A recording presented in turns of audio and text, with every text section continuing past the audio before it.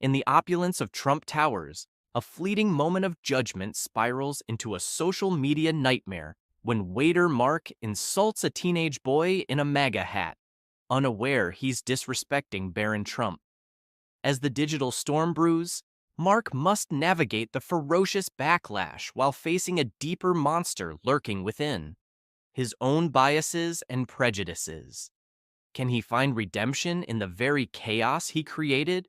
Or will he be forever ensnared in a web of shame and self-loathing? The price of his impulsive words may be far greater than he ever anticipated.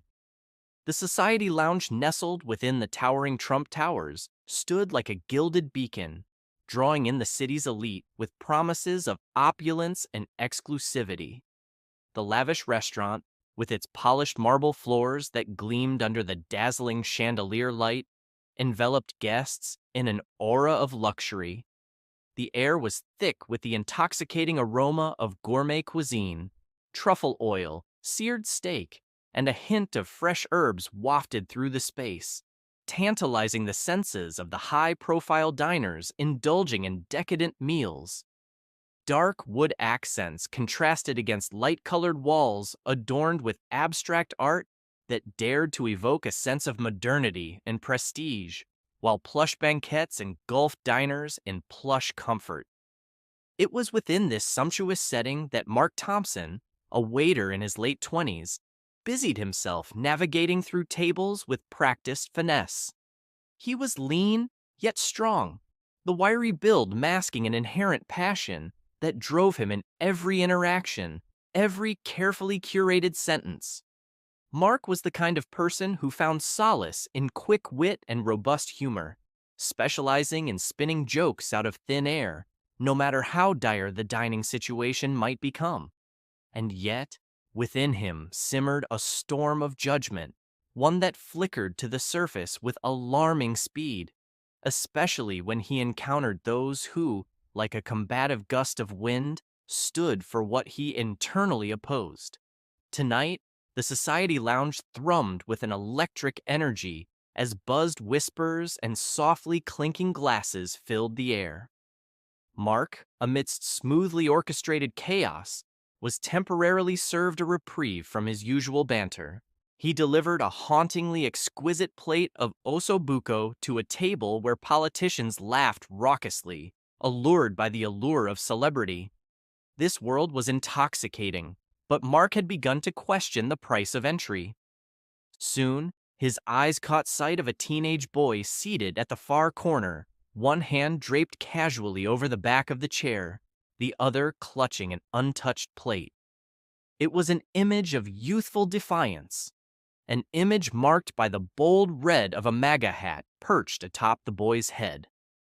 Barron Trump, Mark learned later, was not just any boy. He was a symbol packaged neatly in a bright hue that provoked feelings of resentment within Mark. At that moment, beneath the soft hum of conversation, an ill-placed knot twisted tightly in Mark's chest, his indignation sparking without restraint.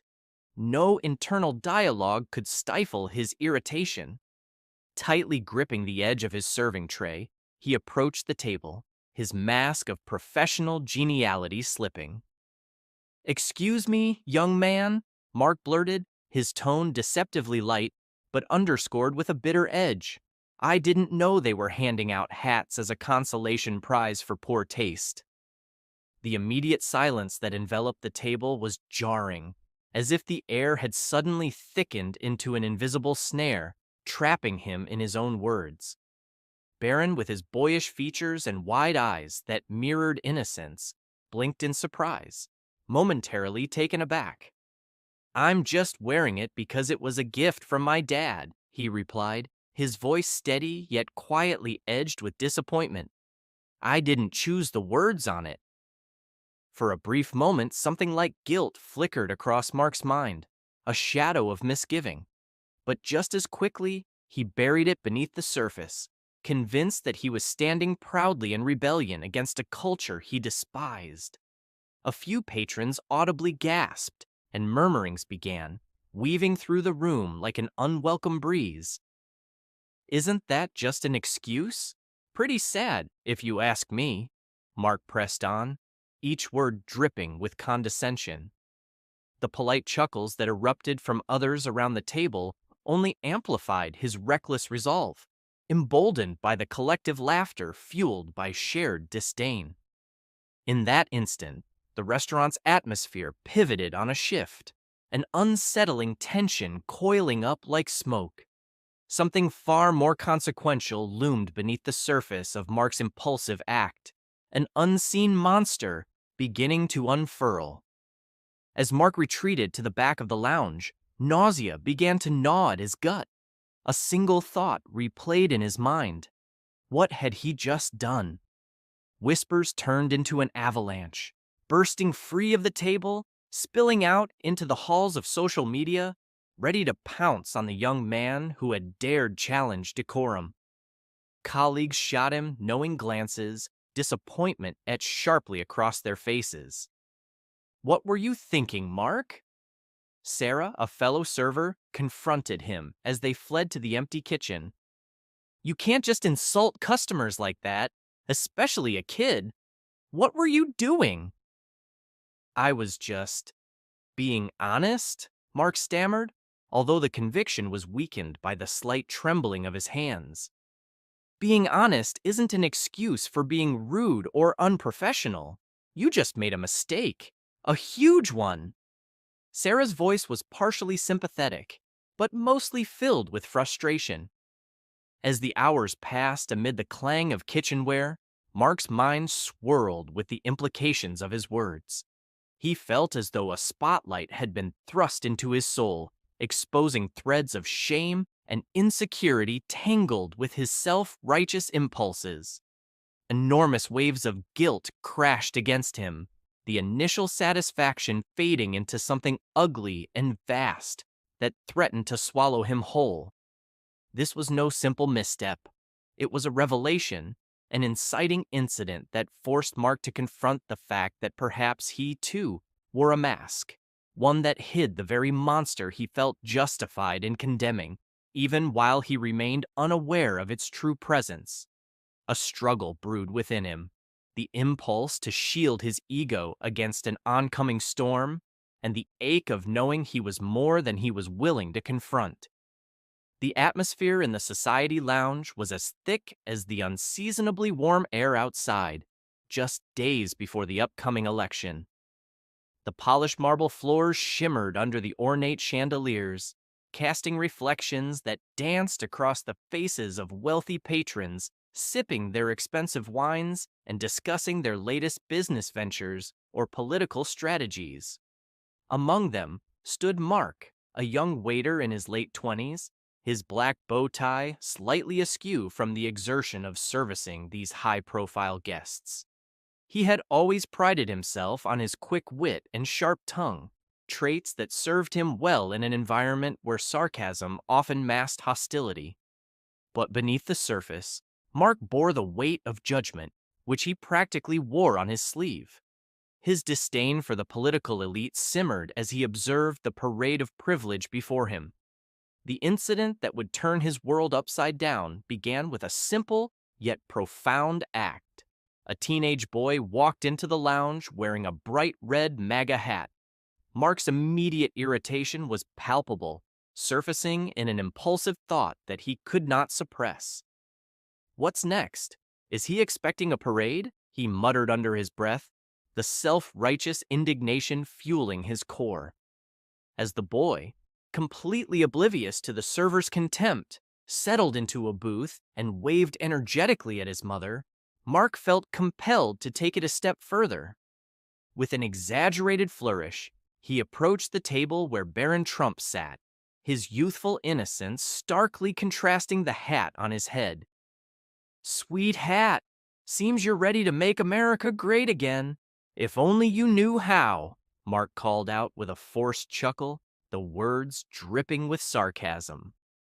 Silence enveloped the room in an instant, as the laughter he expected fell away and tension gripped the air. Barron's wide eyes met Mark's. Confusion mingled with the deep-seated awareness that the moment had shifted from casual dining to confrontation. "What's your problem?" Barron replied softly, words edged with truth that cut deeper than any blade. The boy gazed up at Mark, seemingly unfazed by the environment around him, his small frame holding a strength that belied his youth. The surrounding diners whipped out their phones, capturing the interaction, their faces a mixture of anger and fascination, ready to brand Mark a villain on social media. The squeak of chairs shifting and the appalled whispers of observers filled the air. Mark's heart raced as adrenaline shot through his veins, and he suddenly realized that his brazen attempt at a joke had shattered not just propriety, but carved a precursor to an avalanche of consequences that would follow. "It's just a joke," he stammered, suddenly feeling small and vulnerable in the gaze of the teen. He took a step back, uncertain of whether to apologize or double down and defend his misguided stance. "I mean, you have to admit, it's kind of a silly hat." The words landed poorly. He could feel the daggers of incredulous stares from his co-workers, who, until that moment, had admired his jokes but were now aghast at his behavior. The shame of instant public scrutiny hit him as the humiliation washed over like a wave, dragging him beneath the surface of his self-assured bravado. Mark's impulse to lash out had betrayed him not just to the boy, but to everyone around, a primal instinct driven by deeply ingrained biases he had so effortlessly ignored until that very moment. In the days that followed, the fallout escalated painfully. News platforms exploded with commentary, critiques that cut deep into his soul. "Unprofessional waiter lashes out at a minor. What's next for society?"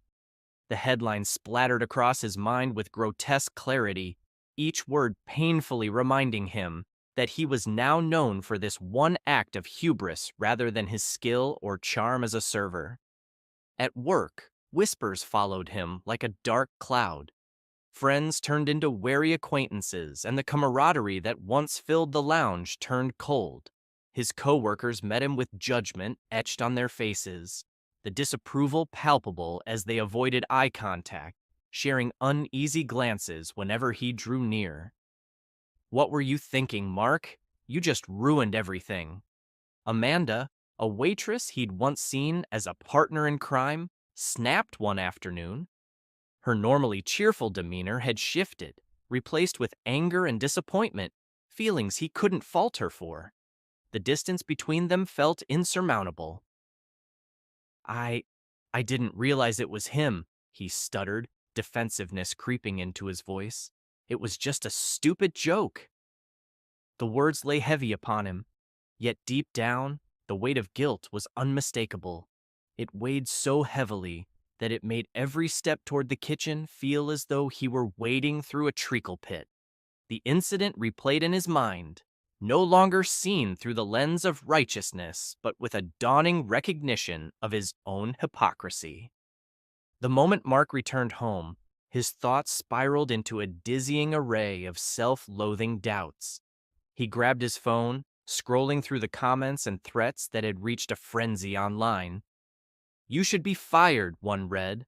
Others followed, crucifying him for attacking a child, for showing prejudice, for allowing his biases to overtake his better judgment. Somewhere along the line, his impulsive action had become an opportunity for the world to project their outrage onto him, and he was powerless to stop it. But what hurt most was the deeper realization that the monster lurking in the shadows wasn't the angry voices online, nor the shameful accusations of his coworkers. It was his own internal biases that led him to act in the first place. Crumpling on his bed, Mark buried his face in his hands. "What have I done?" he whispered into the fabric of his palms. The flickering of authority figures drifted through his mind. His parents, his mentors, each one had instilled in him a moral framework that he now felt he had failed. Yet, if he was honest with himself, this was more than a political issue or public faux pas. It was about understanding human complexity, acknowledging the vastness of identities that extended beyond mere labels, and accepting responsibility for creating rifts rather than mending them.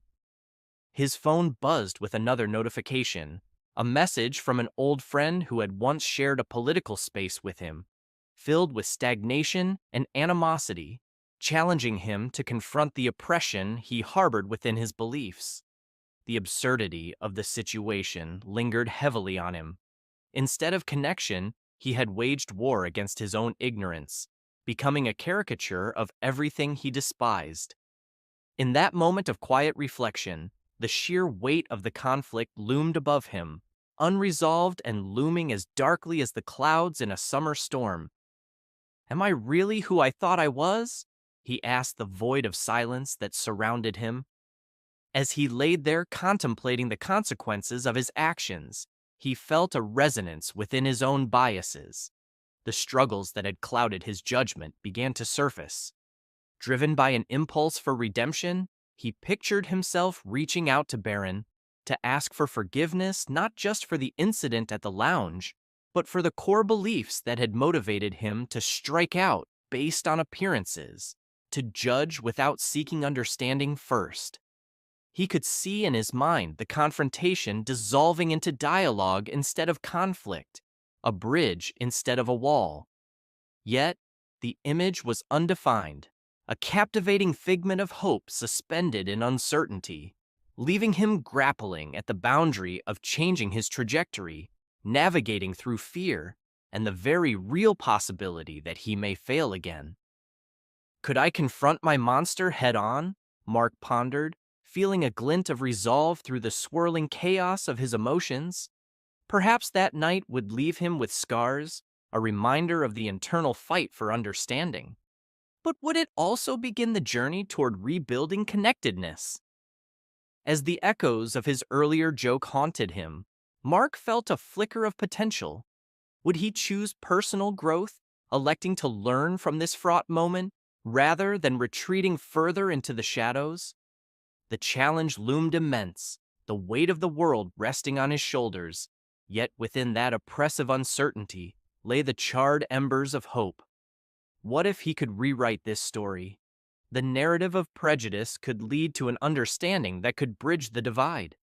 The question remained, would he have the courage to step into that discomfort?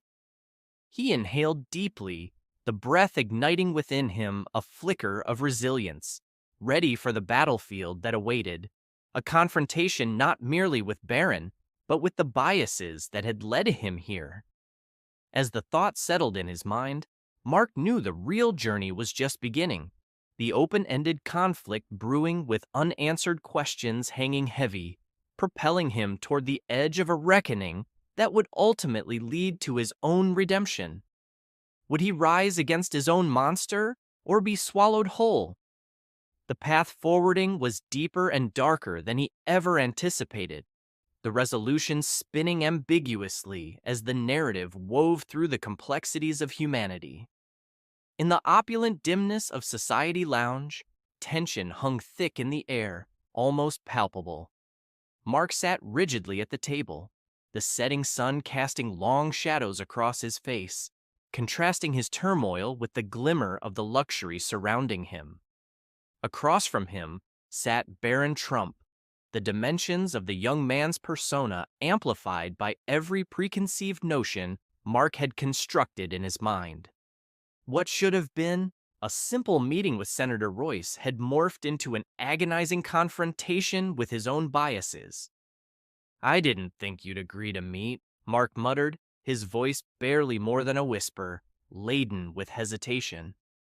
The anxiety that had plagued him since the incident gnawed at his insides, transforming every thought into a cacophony of self-doubt. Barron, still deceptively calm in his MAGA hat, gave a nonchalant shrug. "And I didn't think you would have the guts to own your actions," he replied, a mix of slight disdain and curiosity in his voice. Mark winced at the truth in Barron's words. He felt his heart pound as the realization washed over him, illuminating the abyss where his impulse had led him. This wasn't just about his actions anymore. The revelation struck deeper, burdened with the weight of every prejudice he had carried. Senator Royce, seated importantly between them, coughed to break the sudden, heavy silence. His expression was a blend of concern and authority, yet it felt like a veil that masked the kid's struggle. This isn't just a discussion about the incident. It's about understanding the implications of what transpired.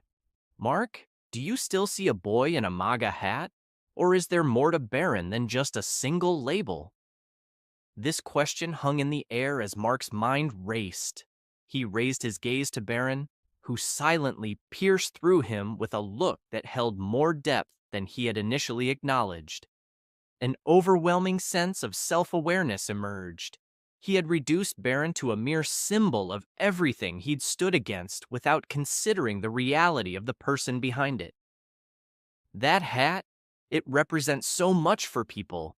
I thought I was standing up for my beliefs, Mark admitted, the shame weighing heavily as the words fell from his lips. He could feel Barron's eyes evaluating him, not with judgment, but with an understanding that cut deeper than he wished to confront. "But I see now," Barron interjected, forcing Mark to confront yet another harsh truth. "Do you? Do you see me, or do you see your assumptions? You think I chose this hat because of the ideology? You don't know what I go through every day. People see a symbol and want to fight against it, but they forget I'm just trying to be me." Mark's chest tightened at Barron's raw honesty and vulnerability. It struck him.